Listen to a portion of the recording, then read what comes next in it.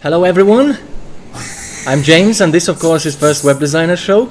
As always, today I have someone very special, our industry peer, Thomas. And I picked Thomas because today's topic is something that only Thomas would be able to talk with such passion and such expertise. And the topic is simply design education, how you can hack the education process. You know, you don't have to always go to university, and there are so many different ways you can learn. And Thomas definitely learned it in his unique ways, and I believe he's going to share his ways, how he learned, how he hacked the system with you, my today's listener. So, hello, Thomas. Hi, James. Thank you for having me. Yeah, it's my pleasure, of course, and I didn't have to think twice when this topic came up. Who am I going to pick? Because you've been around design field, design industry for quite some time, but no one really knows how you learned it. But once I learned about how you learned it, I was like, we got to have him on the show. So perhaps share a little bit about what design means to you and how strongly are you related to design world. All right. So basically, I started in web design in late 2008, and I had no experience or had no knowledge how to design, but I just wanted to create websites. And the first thing, I was just building a blog on WordPress, and I was just curious how to customize it and how to make it work. And basically, I discovered Photoshop tutorials in one of the local Lithuanian design forums, and I was just following these tutorials from these local folks there, and I got so interested in it, and I was trying to learn as much as possible, and just blogging about design and sharing my own tutorials and different resources. And basically, this was just my own self learning process that I was spending hours and hours every day instead of gaming. I was dedicating my time to Photoshop and learning design, and I think it just became my passion in the first month. And after 1 month, I think I made first dollars from design, and I was like, I'm gonna become a web designer. And so, what along the way of learning all these things, clearly, surely, you came up with people who have gone different routes of learning, and I believe that's when you learned that it's not the only way, of learning design. Maybe you can share of what kind of learning methods you have been exposed to. Yeah, so basically I started as a self-taught designer, but I was still in high school, and I decided to invest in my own, future career, and moved to Denmark to study multimedia design and communication. But at the same time, I was just, working as a freelance web designer to support myself in Denmark. And then I was at the same time exposed, as you say, to this formal education and, this complete curriculum where they were combining different subjects like interaction, business, communication, and design, like visual part. So on the side, I was just learning by myself and following, tutorials and different blogs like Smashing Magazine, Tuts Plus, and First Web Designer, of course. And in school, I didn't really find it very exciting or challenging because these projects just were fake projects. We were kind of working with real clients, but we never got in touch with executives or the stakeholders. We were just pretending business and pretending web design agencies in school. So I found it very, very much more exciting to work with real clients and actually fail a lot of times, and then don't get paid or get underpaid, and it was much more interesting for me to learn it that way. Yeah, I mean, I think you just described the two really interesting points and different ways, where it's kind of more theory and as applicable practice as it could be, but then go out there and, bang your head against the wall many times until you, realize that there are different routes. But of course, that there are so many successful web designers and designers who have gone and gotten, a degree, a certificate, and are doing a great job. So we're not saying, no, don't do it. It's just, this is just the way that you found works for you. So maybe you can now share a little bit of more. What are the differences between the two systems? One, we realized, fake projects, real projects, but there must be more differentiators between the two learning ways, to help today's listener decide which one might be his way. Yeah, I think it really depends on the end goal. So I was interested in business and startups and entrepreneurship generally in the middle of my education. So my kind of end goal shifted into become self employed or entrepreneur or build products and so on. But if you are, getting a degree to work in a huge company, or become a creative director at a huge agency, I think your goals are different. So, for example, if you're learning web design in school, like academy or university, you should really get into one like specific niche. So, if you're focusing on branding or storytelling or user experience, you should really get good at that, because this is why people are going to hire you. But if you are in my case, in my shoes, and you want to become an entrepreneur, design is just a tool for you to make your ideas happen, or to deliver a product or a service. So I think it's very different from the end goal. And if you want to become a freelancer, it's also quite entrepreneurial. So you need to get these marketing skill set and kind of interaction knowledge and so on to understand the big picture of running a business. Yeah, I think a really important point what you mentioned was entrepreneurship and the business skills, because you mentioned earlier that while you were in Denmark studying, you were already supporting yourself. You were earning money, and not just, doing all sort of different jobs, but actually doing what you love doing, design work. Yeah. So I guess that could be one of the worries for our today's listener, self-paced learning. When do you decide, right, now I have learned enough that I deserve to charge something? So maybe you can share a little bit more where entrepreneurship, business and design aligns. How do you make a living after all? Yeah, so I think at the beginning you really need to dedicate enough time to gain the certain skill set and certain knowledge of general design, and have an understanding and creative thinking, and you need to learn how to steal like an artist. So it's not just like you going and reinventing design over and over again. You're actually seeing patterns, and you're trying to apply these design principles to different business objectives. So if they want to raise awareness of the branding, you think of what's the target audience, what kind of colors appeal to that culture, or how you should actually communicate via copywriting or something like that. And if we think about entrepreneurial things, I think you really need to get confidence in yourself. So at the beginning, when you're doing just these tutorials or fake projects for yourself, you don't gain a lot of confidence, because basically you don't have any stakeholders or deadlines or whatever. But once you really start working with people, you start to understand that there are different parts of the freelance, let's say, project that matter more than design. So like transparent and clear communication, and being very, very honest with your client, and really trying to provide value instead of just charging money. So I think if you approach every project and every client as your good friend, and you're trying to help them to make their business grow or make more sales for them, it's totally different. And I think you should really work on self-confidence, which could be just improved by just basically speaking to random people, or putting your work every day online and seeing that actually not that many people care about it, because we have these self-perceptions that we think, oh, all right, I'm gonna put something online and then the whole world will laugh because my work is not good enough. But once you start doing these little comfort zone challenges every day, you gain more confidence, and then you see that actually some people like your work. And once you have this confidence, I think you should just definitely start charging for projects. Never do free projects unless it's non-profit, and you just want to honestly help these companies. But if you want to really build your own reputation and provide value, you need to charge money, otherwise you are not valuable. What really caught my attention was obviously you mentioned words self-confidence as well as comfort zone. Those are the two things that align very closely together with each other.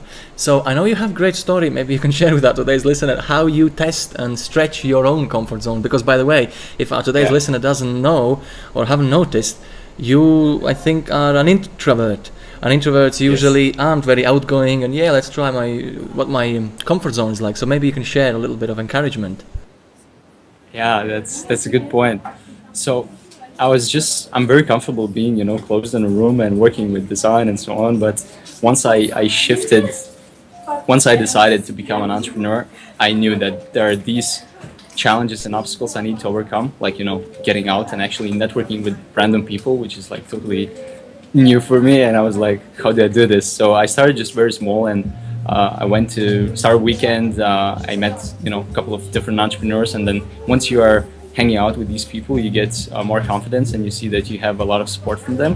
But other than that, I just started traveling a lot, and once you're traveling, you have a lot of uncertainty, and basically always pushing yourself in outside of your comfort zone. So you don't know where you're gonna sleep next 2 weeks, or where you're gonna live in next 2 months. So you have always this I would say healthy stress, which pushes you forward, but it's not too much, so it doesn't actually overwhelm you, and it doesn't give you anxiety or something like that. And what I was doing while I was living in Asia, so I was traveling for the last year and living in different places. And in Asia, you can just negotiate with all of these guys all the time, because you're a tourist, and usually they want to kind of rip you off because you're a tourist, and they're trying to charge more. And after living for some time in Thailand and Indonesia, Malaysia, Philippines, I recognized that these people are just trying to charge much more than they actually need to.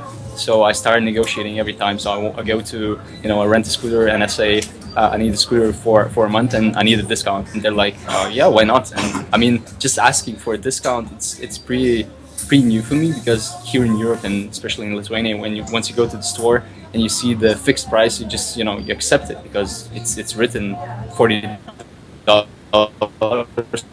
let's say, or now we have euro, so it's €40, and then you're like, okay, I'm gonna pay €40. But it was really funny after negotiating in Asia, and having a lot of these like perks, and saving a lot of money in Asia.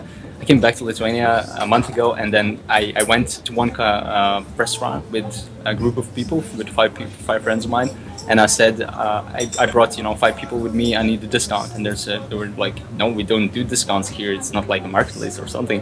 And at that point, I felt that I'm really pushing myself now, because doing it in Asia, it's a little bit different, because it's like totally new environment, and you kind of used to to totally new people. But here in Lithuania, I still had this perception of people being judgy, and you kind of putting yourself in a joker's place, or like person who is pushing too much. And then they said, maybe you wanted to speak to the owner, and I said, yeah, why not? So I went to the owner, and I said, so as an entrepreneur myself, I told her, if you make a discount for us, you make money. If you don't, the other restaurant is going to make money from us. And she said, so what you gonna do? I said, we gotta eat. She said, 5 people, all right, 10% off. So it was like just trying. And these kind of like little challenges that I started in Asia, negotiating very little by little, really saved me a lot of money. But on the other hand, I gained so much experience and like self-confidence that I can just go to the street and ask a random person to pay for my course, which is not what I'm going to do. But basically, I'm much more confident pushing myself and pitching to other clients, or actually selling my ideas. And once people or clients see that confidence, it's much easier to close the deal. Yeah, that's great, and an inspiring example how you force yourself to do it. You just don't wait for an ideal situation. You just throw yourself into a situation, which you then make yourself. You make it into a ideal situation. So that's the business side, the confidence, comfort zone. I'd like to know a little bit more about what would you suggest, what would you recommend to our today's listener regards self-learning, self-paced learning. Where should they start? So many things coming up in design world, especially. It could be confusing. Are they picking the right thing? Will they be in demand after all? Yeah, let's wait for this coffee, okay? So basically, when I started out in 2008, there was not so much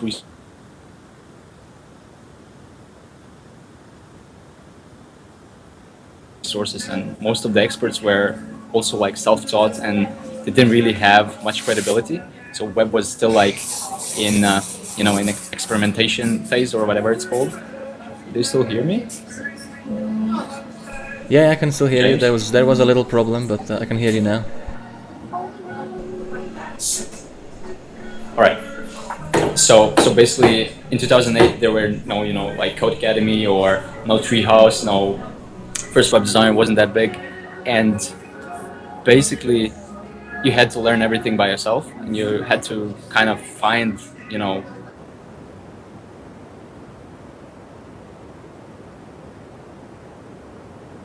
your way to learn design. And right now we have so many different courses and so many different blogs and individuals you can follow. And I think you just really need to get clear what you want to get. So if it's become independent and start your own freelancing business, you just start by taking one or the other course. There's no right or wrong way. But I think just fully committing and showing up every day and basically just dedicating enough time will give you this learning. How we call it? Will give you this learning hunger that you're going to see progress every day, because after showing up every day for a month, you're going to have a huge progress. And for example, if you don't know how to code, a website, and you can just take a Code Academy course or one on Envato, or take, First Web Designer course, and you will see how much you learned in 1 month. So I think learn things that you find exciting, and don't look at these trends, that developers or other guys are getting paid more, because at the end of the day, you want to really do the job that you like. And I learned it the hard way. I was chasing at the beginning, the big bucks, and then you're actually giving up your values and creating products that don't really relate to you. But if you really find this, nice fit of creating product that really relates to your values and has this higher purpose, and then you have a good dollar for it, I think that's a perfect combo. So for learning is the same. Don't learn what your friends learn, or don't learn what I learned, because I'm different, my story is different, and I have different interests, and the same is with you. So focus purely on your passion, and if you don't have it, just try whatever, but try to commit at the beginning, and then after, I think 30 days is enough to see that it's a thing for you or not.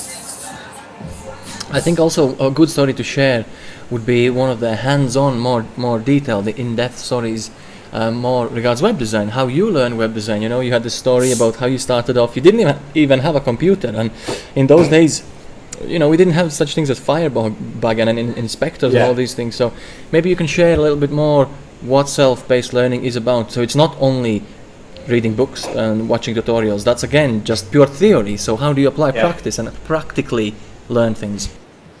Yeah, so if you do the whole set of tutorials available in the world, or you read every book on web design, you're not going to be a web designer. Nobody is going to know you as the person who read all the books. You need to really create something. So what I was doing in these early stages of web design, I was just as you said, there was no Firebug, but to build a website, it's not enough to just know Photoshop. You need to really understand how the code works. So didn't have an understanding about it, but I was just hacking my way. So you went to, I think, view source or source code of the website, and then you can copy the HTML and CSS. I think they were in different documents, so I had to figure out how these things link to each other and how do they work. But basically, I was just trying to rip these things from websites, download them to my local machine, and then try to customize them. I didn't even know what the tags mean, what HTML general structure should be, but I was just experimenting, and I was so curious to break things down to see how they work. And just this experimentation really led me to a general understanding of how HTML connects to CSS and how CSS can influence HTML. And the same was with different Photoshop tutorials. I was just looking at main principles they were trying to teach in that Photoshop tutorial. So after following one or two web design Photoshop tutorials, from scratch, you get an understanding how a website is built, what is grid, what is positioning, how to create a button, or how to make a background, and so on. So you have this understanding of basic tools, but then you go to one of the tutorials and you're like, oh wow, this is a nice feature. How did they make it? So you focus just on a little part of the tutorial, and you don't really need to redo the whole tutorial to understand or to gain that new skill. So I think at the beginning, just stealing like an artist, which is combining things from other people, because everything is a remix. So everything you hear, you see, smell, everything influences your kind of taste for web design. So if you if you go to like coffee shop to this, I have a lot of noises here that are just affecting me subconsciously, and just being in this environment every day and smells and everything will influence me probably to to like coffee more and to kind of implement coffee or coffee colors subconsciously somehow into my web designs. So I think just having this and developing this taste for web design and high quality products. So like getting inspiration from different magazines or print posters or something that is really like how to say, very inspiring for you, or like movies or special effects. Just try to really curate these things and feed good things so you can produce good things. This Yeah, okay. No, it makes sense. Yeah, I like the what you use the analogy from the book. Stealing like an artist, because it is the truth. As much as we want some original stuff in the world, original stuff a lot of times comes up, when you mix things together, that people are afraid to mix together. But one more thing I'd like you to talk about a little bit is personally you. What's next for you? Maybe that could be a little inspiration for our today's guest, if he hears that you're not stopping, you are heading somewhere, and so we would like to find out where it is that you're heading. I find just digital design industry very, very exciting, and I personally cannot keep it up with it. There are wearables coming, the Internet of Things, and many different design projects are coming out. And personally, I want to really empower people to change their lifestyles with design, because design and blogging and entrepreneurship, all of this really changed my life, and I read design my own lifestyle to become a digital nomad, location independent. I can travel wherever I want, and I can live in many places, and I can meet new people and impact other lifestyles. So my plan for probably 2 or 3 years is to empower and inspire 1 million people to change their lifestyles with my design education or books or some products. So I really want to hack the process, and I made a lot of mistakes throughout the way. I've been in web design since 2008 and 9, and I've been designing for mobile and web, and I learned so many different mistakes, and I made a lot of different case studies, and I want to really analyze what works and what doesn't. So my plan is to apply 80-20 rule, or it's 20-80, whichever is the right one.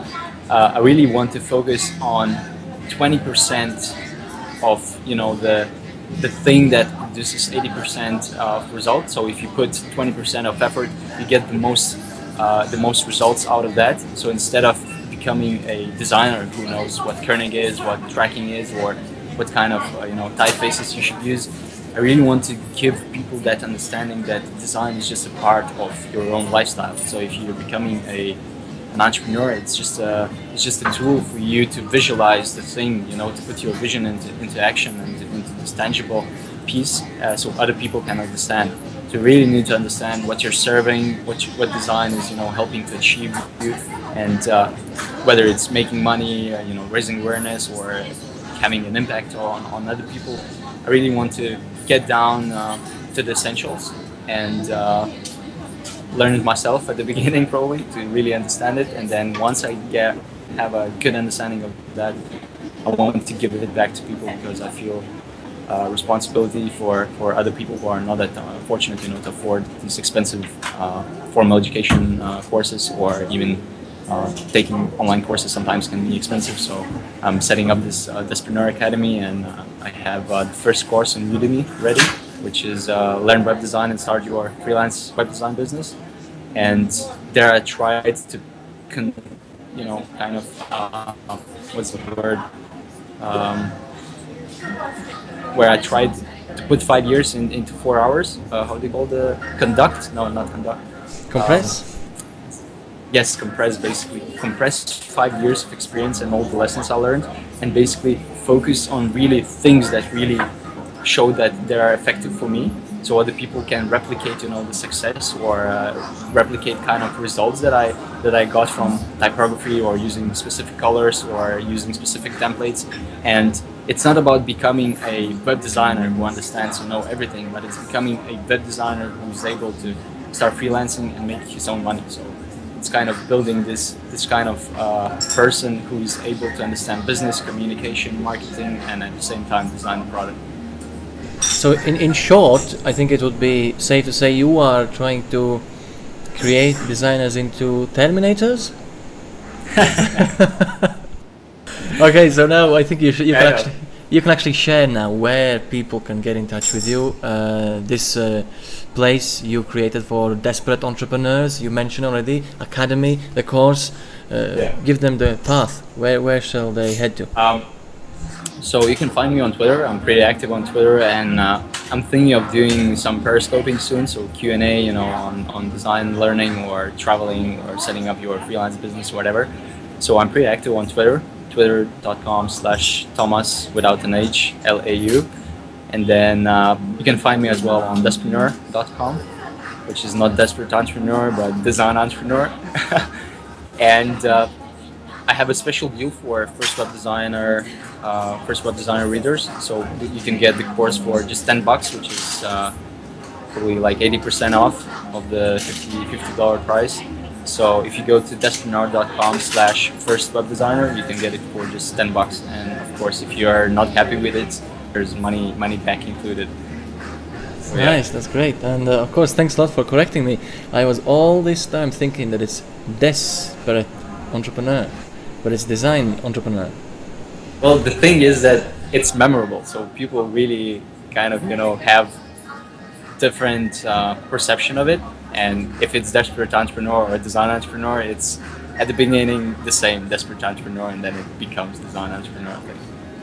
Yeah. Mm-hmm, okay, so and you mentioned also Periscope, that you're planning to be on Periscope.